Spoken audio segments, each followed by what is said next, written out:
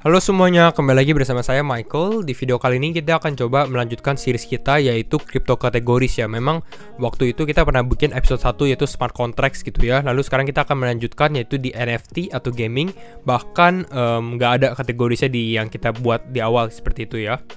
Kenapa? Karena memang kategori crypto itu banyak ya, nggak cuma 6 doang. Bisa kita explore, bisa kita pecah menjadi lebih spesifik juga seperti itu ya. Nah, kita akan bahas yaitu di crypto market khususnya untuk gaming atau NFT. Secara sekilas kenapa tulisnya gaming, kenapa nggak gaming doang gitu ya? Karena memang untuk khususnya kelima crypto ini memang mereka bergerak di keduanya yaitu di gaming dan NFT juga. Kenapa? Karena banyak sekali crypto yang bergerak di bidang gaming ini juga bergerak di bidang NFT. Kenapa? Karena mereka juga mau mengupgrade mereka punya game juga menjadi lebih menarik, ada items-itemsnya dan biasanya ada kayak rarity atau kelangkaan di suatu itemsnya juga di in-game-nya seperti itu ya. Makanya itu menggunakan NFT. Makanya mereka bergerak di kedua bidang, gaming dan NFT. Tapi kalau kita bisa bahas untuk crypto yang NFT sendiri, ya kita nggak bisa bilang bahwa setiap NFT itu adalah crypto gaming juga lah, seperti itu ya. Karena kayak Theta sendiri, contohnya crypto Theta ya di NFT itu, yang mereka nggak bergerak di bidang gaming seperti itu. Nah, jadi kita akan bahas kelima token ini. Mungkin kalian tahu Alice, Sandbox, Decentraland Mana, TLM, dan Aksi gitu ya. Dan kelima ini menurut saya memang masih cukup berpotensi sih sebenarnya. Dan ini bisa dibilang crypto gaming NFT ini sekarang yang lagi trending juga nih. Banyak sekali orang-orang yang mau tahu tentang crypto gaming NFT juga karena banyaknya sudah menembus all time high-nya juga gitu ya. Nah, kita akan langsung bahas satu-satu persatu secara fundamental lalu ke teknikal juga nih. Oke, kita langsung masuk. Untuk kripto yang pertama mungkin kita bahas Decentraland atau Mana dulu ya. Karena menurut saya ini kripto dari kelima ini ya, ini yang paling cukup safe gitu ya, paling cukup resikonya paling sedikit gitu ya. Untuk Decentraland Mana, walaupun memang kita bisa lihat sendiri Aksi ini sebenarnya lebih tinggi daripada Mana. Tapi menurut saya ini Aksi soalnya baru naik, kita bisa lihat Aksi ini naik dalam 30 hari terakhir gitu ya, naik sekitar 1000%.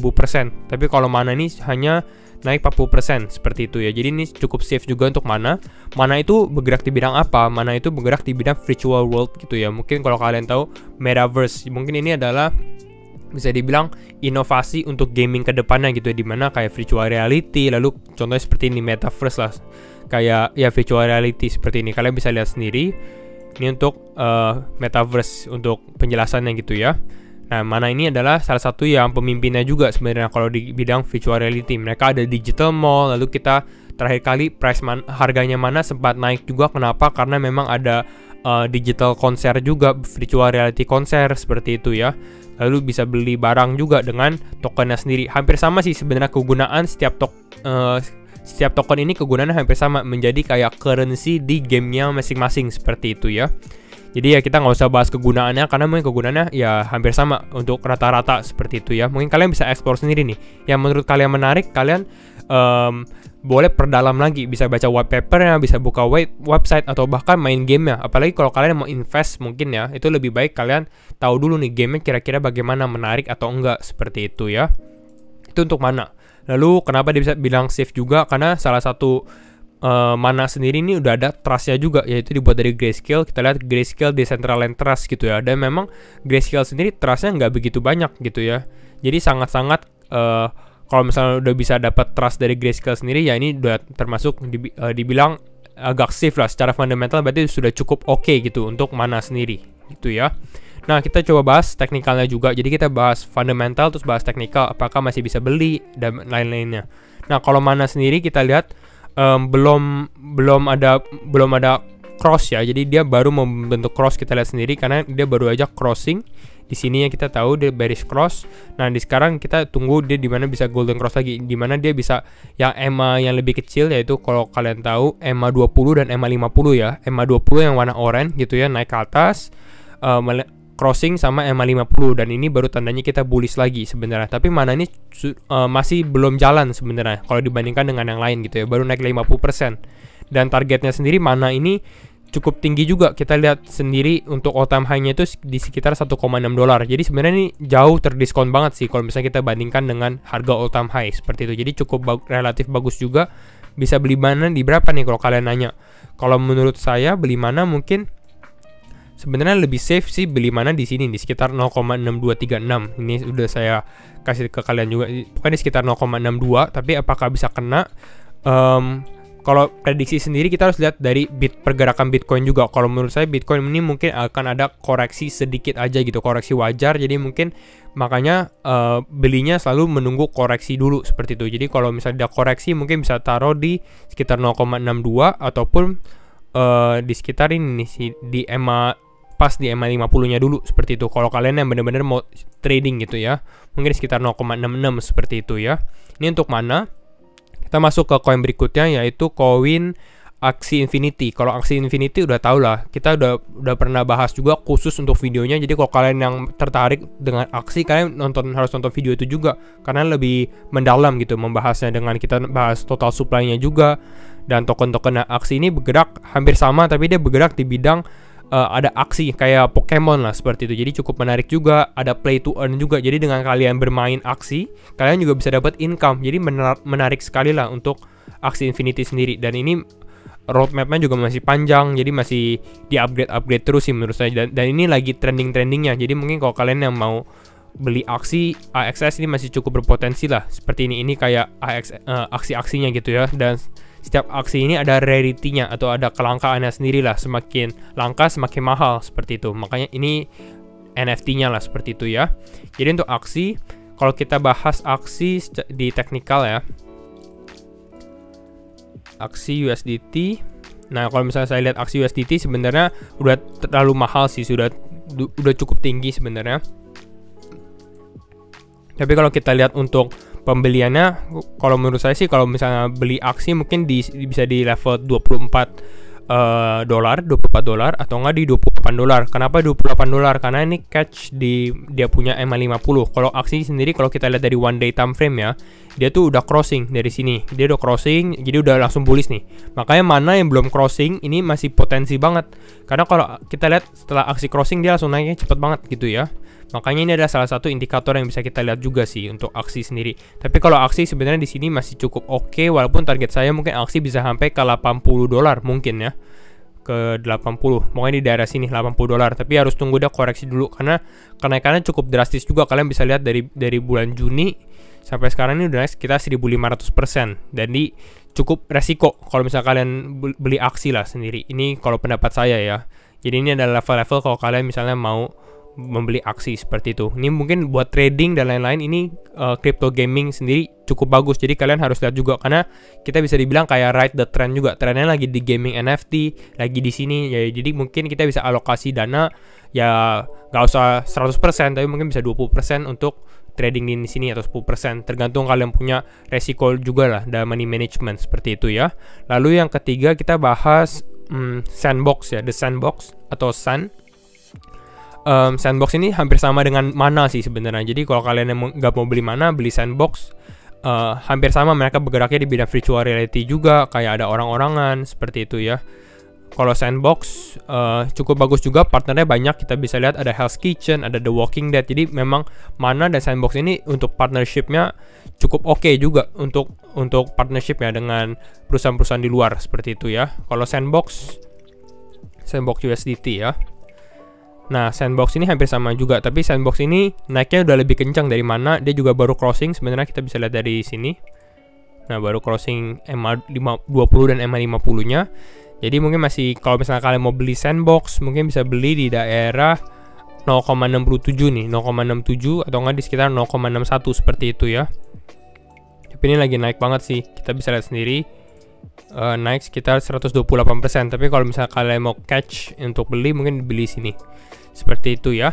Lalu kalau misalnya kita mau lihat satu lagi yaitu Alice, My Neighbor Alice gitu ya. Sebenarnya Alice ini juga cukup oke.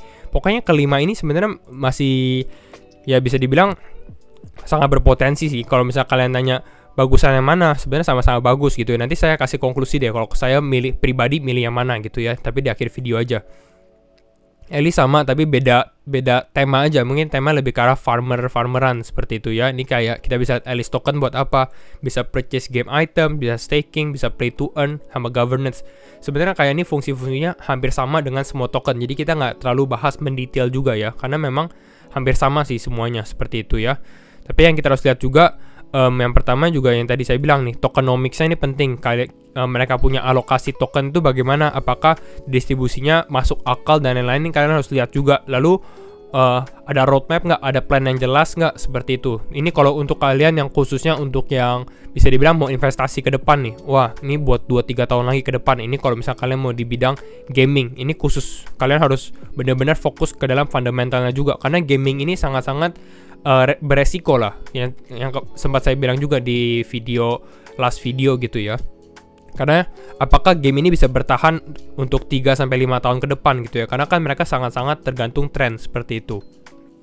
Lalu yang terakhir yang kita akan bahas yaitu mana nih, TLM, Alien Worlds ya. Kalau menurut saya ini lebih paling beresiko, tapi mungkin paling masih berpotensi, karena kita lihat sendiri yang lain ini udah cukup besar, apalagi Aksi, Mana, sama Sandbox udah top 100 gitu ya. Kalau TLM ini masih 200-an, jadi potensinya masih lumayan besar juga untuk kalian yang masuk TLM. Hampir sama juga, mereka adalah Metaverse, tapi ya beda tema lah.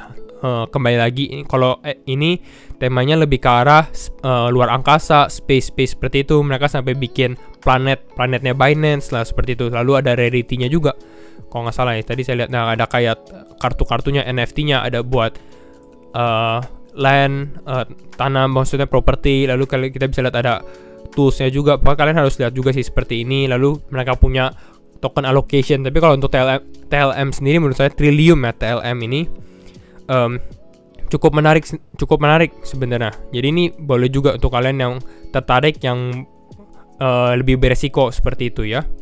Jadi ini adalah kelima token. Oh tadi kita belum bahas Alice punya technical sama TLM ya. Nanti kita langsung bahas aja. Nah kita langsung bahas ke Alice USDT. Alice bagaimana targetnya? Wah ini Alice naiknya cukup signifikan kan. Kita bisa lihat sendiri dia naik, kalau nggak salah hari ini aja ya, naik sekitar 42% gitu ya. Kemarin naik juga cukup signifikan. Kalau Alice sendiri, kalau saya sih kalau lagi hijau kayak gini nggak cukup beresiko sebenarnya kalau kalian mau beli. Mungkin kita bisa masuk ke dalam time frame 4 jam. Ini sedikit ada konsolidasi, ada kayak penurunan. Mungkin kalau dia turun sampai ke, let's say mana ya, kalau misalnya dia turun sampai ke sekitar $9,8, yaitu adalah supportnya, kalian bisa bisa coba membeli juga seperti itu di sekitar $9,8. Ataupun kalau kalian yang mau lebih safe lagi, tapi belum tentu dapat sih menurut saya, itu di sekitar 7,9 di sini ya. Kalau misalnya Bitcoin koreksi lebih dalam, misalnya tiba-tiba ada koreksi atau bad news gitu ya, mungkin bisa dapat seperti ini. Tapi kalau kita lihat sekarang dengan tren yang sekarang lagi dibuat, untuk ini sebenarnya kalau kalian mau dapetin trendingnya juga, kalau ternyata mereka naik terus ya, kalian harus berani juga untuk bid agak di atas lah, atau beli agak di atas seperti itu. Jadi ini adalah level-levelnya. Ini yang cukup nggak beresiko, cukup aman lah seperti ini. Kalau Alice sendiri, kita mungkin lihat dari time frame 1 day, apakah ini all time high? Sebenarnya all time high dia jauh ya, pada saat dia pertama kali listing di Binance. Ya tapi ya ini cukup oke lah, masih berpotensi. Tapi ya kembali lagi, nanti tunggu konklusi saya lah ya. Itu untuk Alice. Lalu kita lihat terakhir TLM USDT. TLM ini baru juga listing. Kita lihat di bulan April baru listing. Lalu sekarang, kalian harus perhatikan juga ya, tadi teknikalnya itu banyak sekali yang sudah tembus all time high. Tapi kalau TLM ini belum ya. Nah kalau TLM beli di mana? Kalau menurut saya beli mungkin di sekitar 0,23, dia itu di sini. Tapi masalahnya ini sepertinya udah retest juga nih, lihat ya. Dia udah baru breakout kan, dia breakout dari resistennya, tapi dia langsung retest kembali seperti di sini. Jadi mungkin agak susah juga kalau misalnya kalian beli di atas, ini takutnya nyangkut seperti ini kalau misalnya kalian beli di atas. Jadi kalau menurut saya lebih baik kita sabar dulu kalau misalnya kalian mau beli TLM, yaitu di sini 0,246. Tapi kalau kalian yang mau beresiko ya beli sekarang juga nggak apa-apa, karena potensinya sebenarnya masih cukup oke juga untuk TLM ya. TLM ya at least mungkin dia bisa ke 0,88 kalau dengan pergerakan seperti ini ya. Ya ini masih cukup oke lah untuk potensinya juga. Kalau kita lihat dari sekarang masih sekitar 167%. Wow, kalau misalnya ya tren tentang gaming dan NFT ini masih lanjut terus seperti itu ya, di minggu ke depan dan minggu mendatang lah seperti itu. Nah, kita langsung masuk aja ke konklusi. Jadi dari kelima koin ini bagaimana pendapat saya? Kalau menurut saya sebenarnya kalau misalnya untuk kalian beli, paling bagus sih beli Mana gitu ya. Mana. Dan yang kedua adalah beli Aksi AXS. Tapi kalau misalnya lihat dari harga sekarang, sebenarnya AXS ini sudah sedikit terlalu tinggi gitu ya. Jadi ya mungkin harus tunggu dia koreksi baru kalian misalnya mau beli. Kalau buat beli Mana sebenarnya harga sekarang tuh masih cukup murah juga kalau kita bandingkan dengan all time high. Jadi kalau ada dua koin yang saya suka, dan kalau misalnya beresiko beli TLM juga masih cukup oke juga sebenarnya ya. Sedikit lah. Jadi kalau misalnya porsinya mungkin di sini lebih banyak, yang di sini lebih sedikit seperti itu ya. Jadi itu saja sih video dari saya. Semoga kalian suka dengan video crypto kategoris di bidang gaming dan NFT. Jangan lupa like, comment, dan subscribe, and see you in the next video. Bye bye.